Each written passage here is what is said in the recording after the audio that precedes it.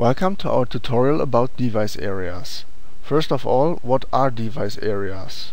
Device areas are zones for placement of electrical devices. They are defined by polylines. For a central inverter hierarchy like that we described in our previous tutorial videos, inverters, transformers and the grid need to be placed in device areas.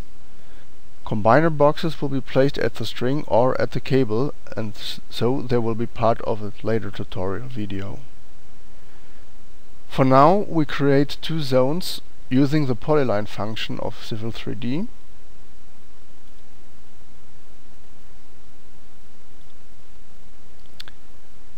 And we place the first one between row 5 and 6 and the second one here at the bottom.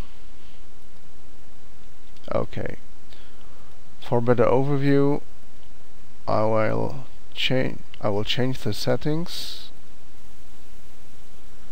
the property for the color to magenta and the line weight to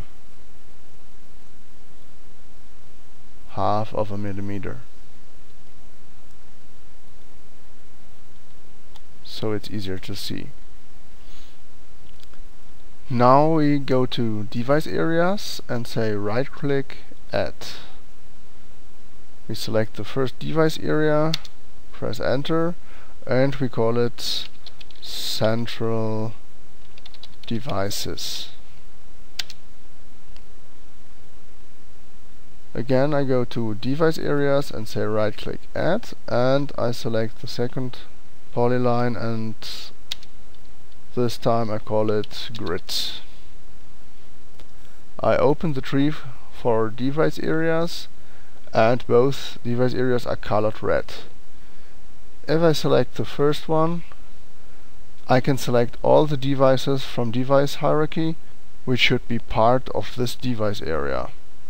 Here I just select the inverter and the transformer.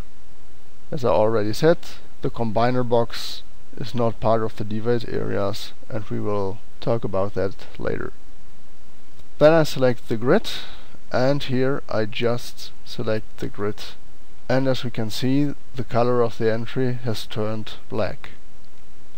Any device area has to be connected to the grid. This one is connected directly and so already valid. The other one will get connected to the grid by the cable trenches, so it will change when we created the cable trenches. Of course it is also possible to place all devices, the transformers, the inverters and the grid into the same area, but this one is just to show you what happens when we do the first step of cabling with the cable trenches. But this is part of the next tutorial.